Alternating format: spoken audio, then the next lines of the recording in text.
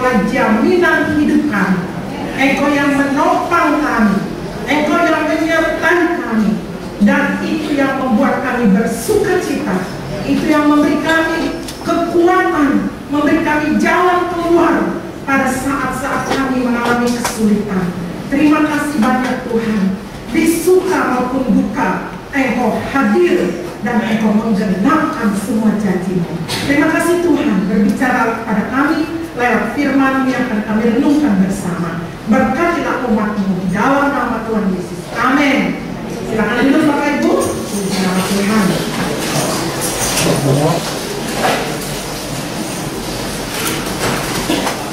Sudah menikmati ibadah ini? Haleluya. Hari ini kita akan belajar dalam subtema ekspresi penyembahan. Minggu yang lalu kita belajar doktrin penyembahan. Hari ini ekspresi penyembahan. Penyembahan yang benar berfokus untuk menyenangkan Allah, bukan menyenangkan manusia. Itu harus kita ingat. Bahwa penyembahan yang benar berfokus untuk menyenangkan Allah, bukan manusia. Manusia diciptakan. Ya, boleh diturunkan tasnya, nggak apa-apa. Turunkan aja Pak. Itu ada Bapak lagi. Turunkan di situ saja, nggak apa-apa. Ya, ya, ya, Bapak silakan. Ya, kursi kita masih ada tempat di tempat penyimpanan. Oh, ya. Nanti diatur. Teman sedang mulai banyak yang Bapak. Tuhan, baik. Jadi saudara, manusia diciptakan dengan kapasitas untuk bersekutu dengan Sang Pencipta. Itu dari asal mulanya. Dan tanpa persekutuan dengan Sang Pencipta, manusia akan mengalami kekosongan hidup. Ada seorang ahli katakan bahwa di dalam diri manusia itu ada lubang. Sekalipun dunia dimasukkan, tidak akan bisa memenuhi lubang itu kecuali Pencipta hadir di sini. Ini benar bahwa manusia membutuhkan persekutuan dengan Pencipta. Namun persekutuan itu putus karena dosa. Tapi puji Tuhan, Pencipta sendiri telah menjembatani keputusan ini. Dan putuskan hubungan antara manusia dan Allah telah dijembatani oleh Allah dengan menyebut Rahman yang mati di atas kayu salib. Sehingga tiap manusia percaya dan beriman memperoleh pemulihan hubungan persekutuan dengan Sang Pencipta. Inilah awal persekutuan itu yang akan diekspresikan oleh setiap umat dalam penyembahan hidup sehari-hari. Berdasarkan doktrin yang kita belajar yang lalu bahwa penyembahan Alkitabiah yang berfokus pada menyenangkan hati Allah dan bukan manusia, maka gereja GKI Indonesia Rawabat secara khusus Taman Wisma Asri tahun 90 sampai 93 saya mengambil S1 dan sengaja saya riset liturgi ibadah yang membawa pertumbuhan gereja.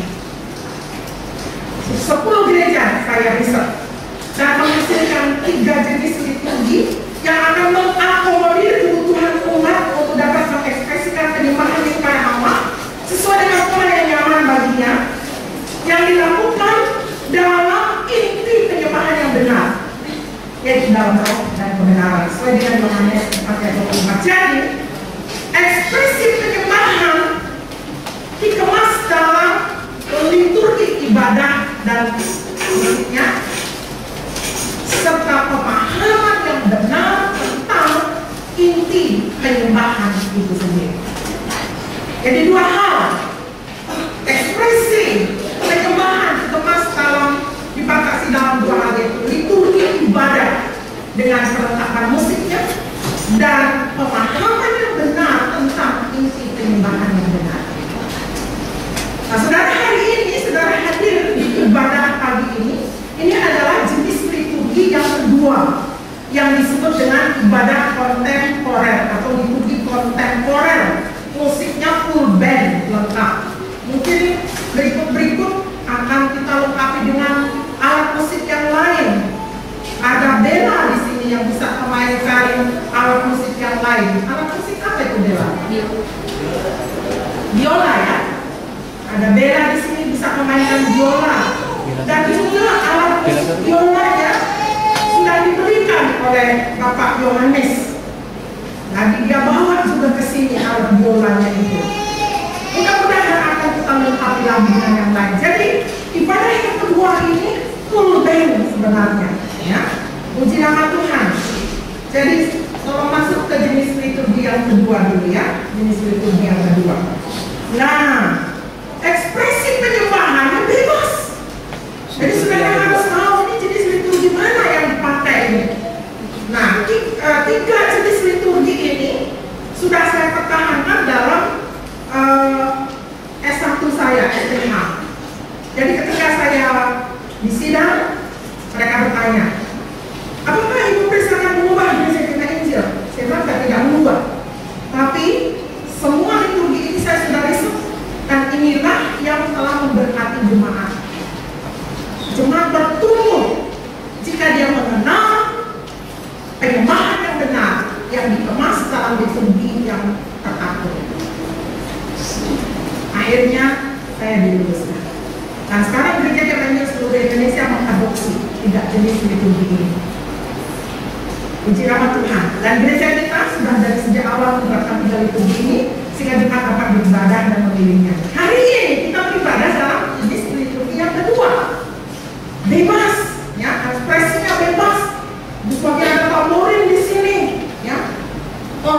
MC-nya juga beda, ekspresinya shalom, saudara, haleluya, ya. Yang kedua, Buminggon udah agak semangat lagi masih jenis yang semi kayaknya. Ini sudah paham. Jadi betapa penting pemahaman ini. Ini liturgi Bapak, MC juga harus perhatikan jenis liturgi mana yang saudara bawakan. Jemaat juga ketika hadir, ini jenis liturgi mana yang saya ikuti. Tidak ada liturgi yang salah. Saudara nyaman dengan mana?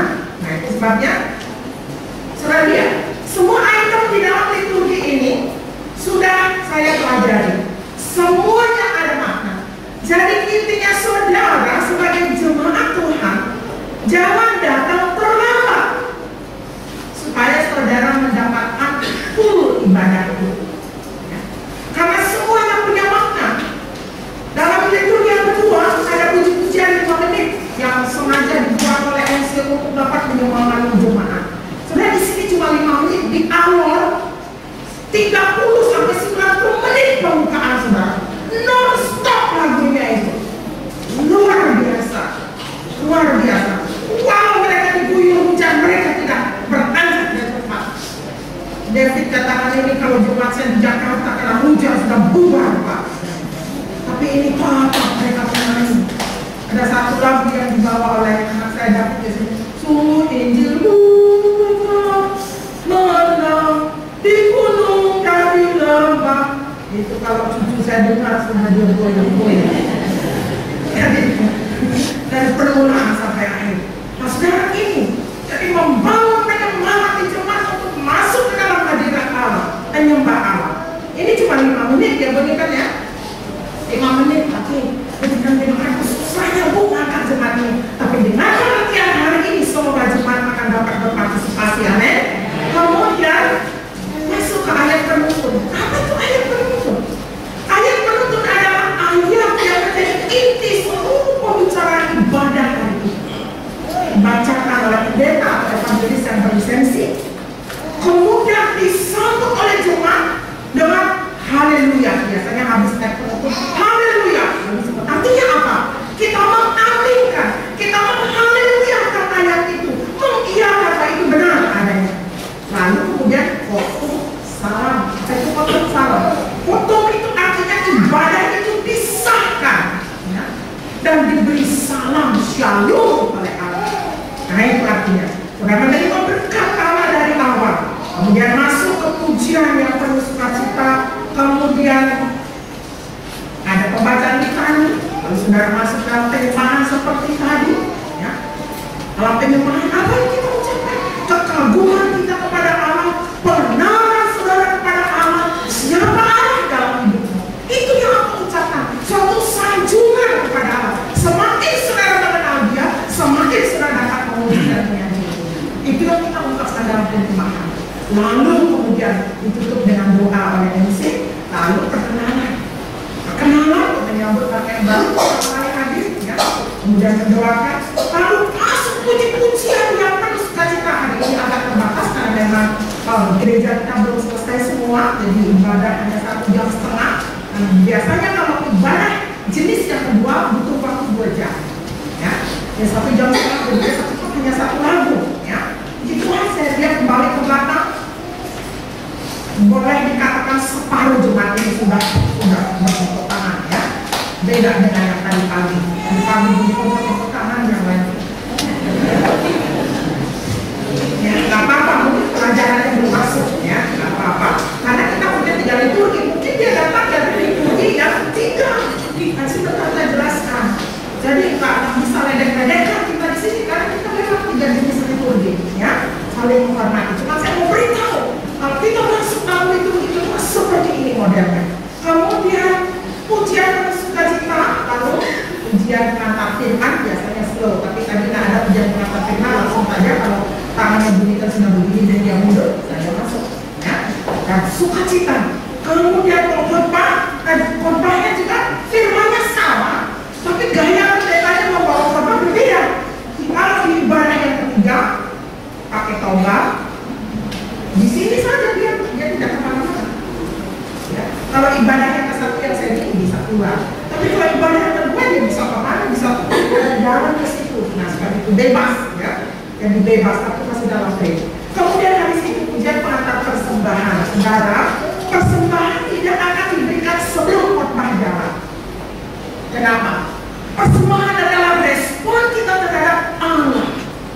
Sepanjang minggu kita sudah diberkati Tuhan, dan hari ini dia berikan kita mandat yang khusus, firman yang khusus. Hati kita tersentuh, kita beri persembahan.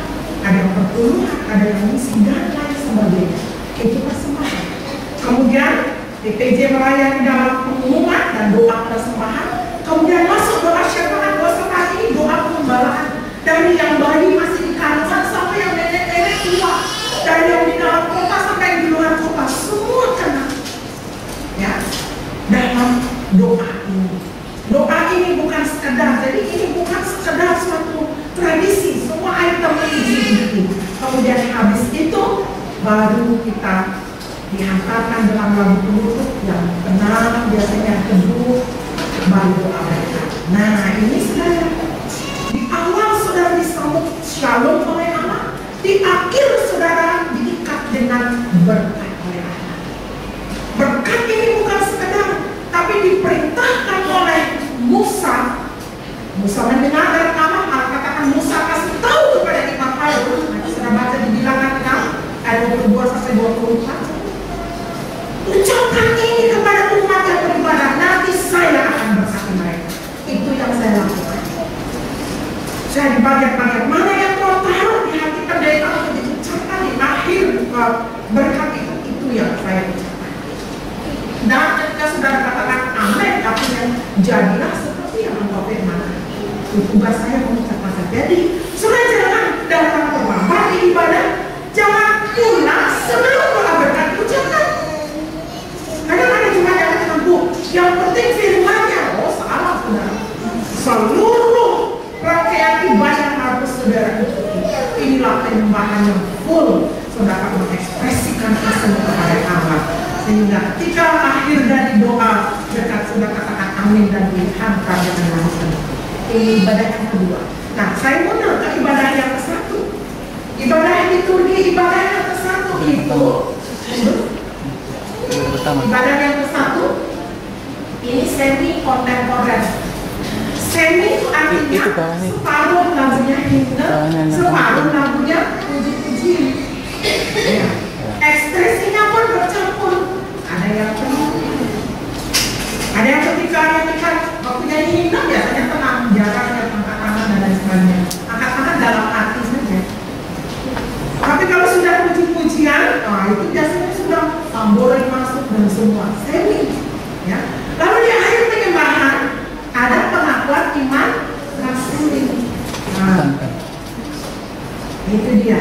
Nah, item yang lain sama. Ada potong salam dan ada bentuk berkat. Saudara yang pada yang mana? Atau yang tiga, yang tenang. Saudara melipat tangan dari awal sampai akhir. ya. Itu yang bergerak di sini aja pendetanya dengan MC-nya. MC-nya pun nggak kayak gini kok. Ini MC-nya apakah jadi badan ya? Jadi begini. Ini biasanya saya lihat badan kita kuat-kuat. Ada yang enggak. Yang suka ibadah tenang kan yang kuat-kuat kan? Yang generasi muda biasanya nggak suka. Ada juga beberapa yang suka, tapi jenisnya yang 3 itu tenang sekarang. MC juga naik. Selamat sore Bapak Ibu. Nah, kita akan mulai ibadah kita. Namun sebelumnya tidak mengurangi kehormatan pada saudara yang duduk di belakang kalau maju ke depannya. Maju ke depan. Mari kita persiapkan hati kita untuk memulai ibadah ini. Saya minta saudara bangkit berdiri. Cuma bangkit berdiri, pusing mulai. Pusingnya pun tenang. No, no, no, no, no. Slow biasanya. Pendeta masuk. Pendeta juga pakai program. Ya. Atau evangelis yang berlisensi biasanya kalau belum diresmikan pendeta tidak pakai program, dia pakai ijazah. Mulai masuk. Lalu langsung potong salam. Tidak ada haleluyanya karena ini tradisional. Ya. Lalu ayat penuntut. Yang disebutkan MC nyambut lagi. Hari Jumat kita membuka ibadah ini dengan ujian himne semua kemenangan Tuhan. Habis itu menyanyi lagi mempersiapkan pengakuan dosa. Panjang seminggu pasti ada kesalahan yang kita buat. Ini saatnya kalau ada yang belum dibereskan, kita membereskan diri. MC pimpin, kasih ayat penuntun biasanya, dipimpin dalam doa. Kemudian pendeta memberi peneguhan pengampunan dosa. Berita anugerah Allah tentang pengampunan dosa. Kalau di ibadah yang kontemporer, saudara dengar ini. Saudara kan dengar ini oleh MC lewat puji-pujian. Saudara mungkin sudah disertai Allah, kita sudah diberkati Allah sepanjang minggu ini. Mari kita memuji Dia. Amin. Itu kan, tapi di ibadah kita pendeta kita diampuni oleh Allah. Inilah janji. Bagaimana seharusnya kita hidup, petunjuk hidup baru. Bagaimana kita hidup di pengampunan yang Allah beri. Inilah tema. Amin. Ini sambut, ini saya menyambut. Mari kita sambut pengampunan Allah dengan sukacita, dengan pujian. Mari kita persiapkan diri kita untuk masuk dalam firman Tuhan. Seperti jadi mana saudara? Ekspresinya seperti apa coba lihat? Kalau ibadah saudara mau duduk dari awal sampai akhir ini juga nggak apa-apa, nggak akan disuruh tepuk tangan, nggak akan disuruh apa. Paling berdiri duduk udah tenang. Nah, tapi semuanya itu untuk menyembah Allah. Ekspresinya berbeda-beda, dikemas dalam liturgi yang sudah kita selidiki. Demikian saudara, ekspresi dalam menyembah Allah. Itu sebabnya karena kita mengikuti 3 liturgi ini, ketika kita bikin liturgi yang kedua, ada juga yang begini kadang-kadang dimaafkan, dimaklumi. Jadi saudara mungkin ada bahwa kan senangnya ibadah yang ketiga, yang nyanyi ya udah nyanyi aja dengan begini. Berhidupku, jangan tepuk tangan dalam hati, begitu. Jadi tidak ada yang salah, semuanya benar. Amin. Ya. Jadi kita nggak boleh ledek-ledekan. Terus kalau dia punya obat kita ambil.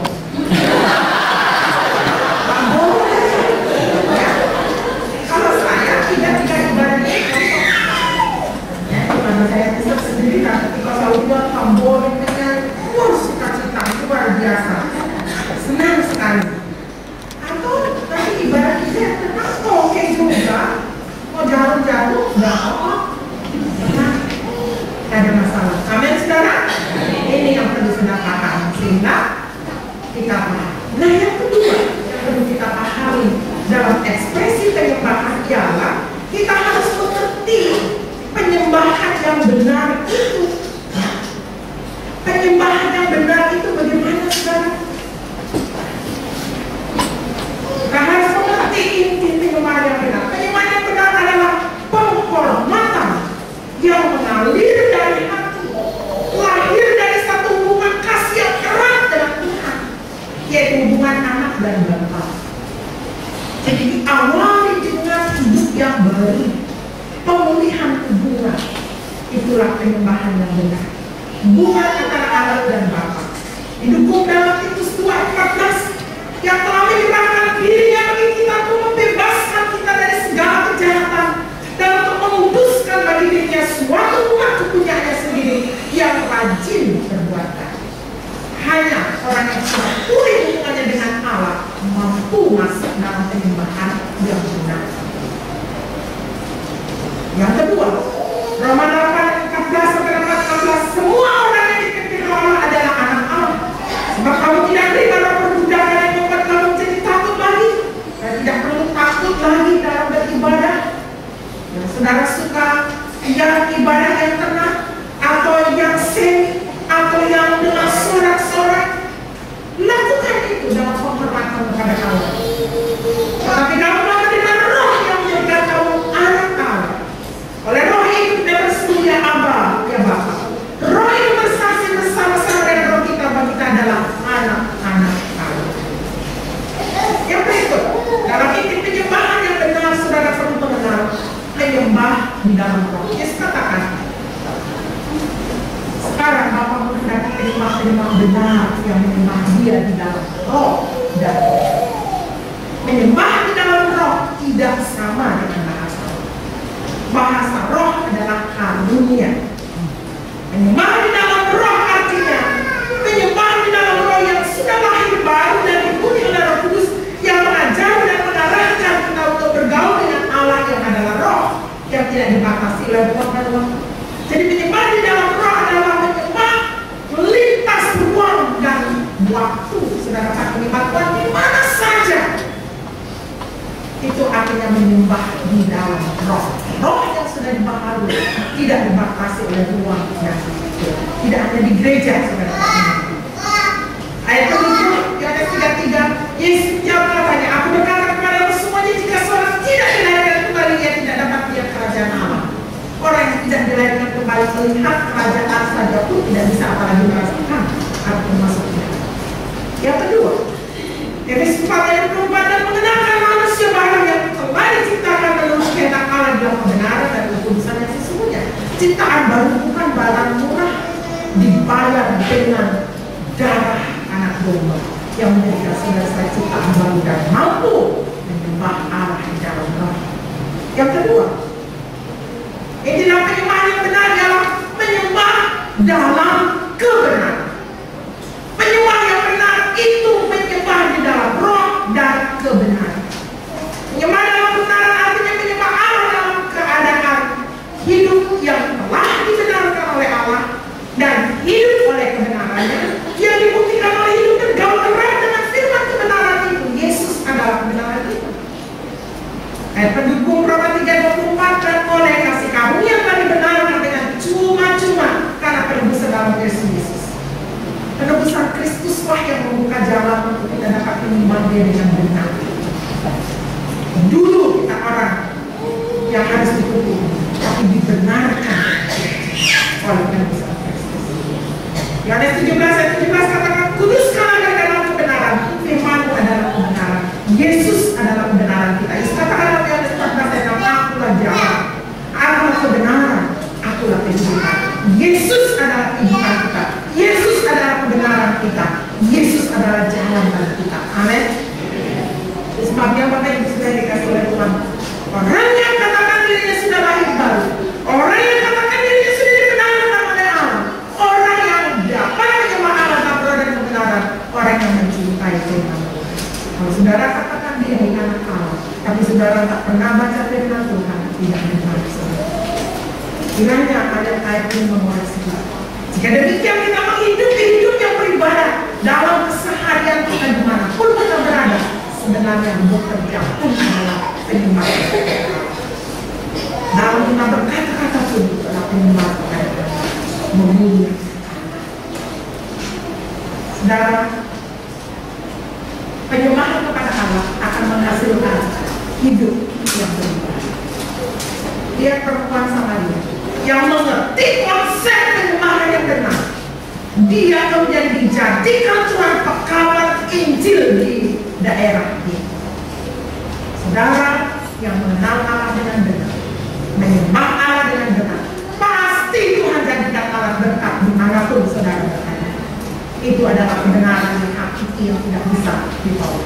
Kalau saudara beribadah tapi tidak dapat menikmati perubahan itu, jangan-jangan saudara belum bukti saudara anak Allah sudah suka akan firman, karena menyembahnya di dalam roh yang sudah lahir baru, lintas ruang dan waktu, di mana saja dan kapan saja, di dalam kebenaran, hidup yang tadi benarkan, dimerdekakan oleh tebusan Kristus. Kesimpulan, ekspresi penyembahan dikemas dalam liturgi ibadah dan perlengkapan alat musiknya yang mengakomodir kebutuhan jemaat, serta koridor ini di dalam inti penyembahan yang benar yang dilakukan dalam roh. Berapa saudara memilih model liturgi yang sesuai dengan apa yang dimaksudkan saudara, kita dapat menyembah Allah. Sebabnya saudara dalam tahap renovasi ini saudara akan hanya melihat satu liturgi dalam satu minggu. Hari ini liturgi yang kedua, minggu depan liturgi Sabtu yang semi. Nah, saudara bisa tenang, bisa juga melompat-lompat. Ada juga tamburin pada kontor pendeknya, ya. Hanya yang ibadah 3 tidak ada tamburinnya. Kalau ibadah tidak ada tamburin kayak apa yang bisa?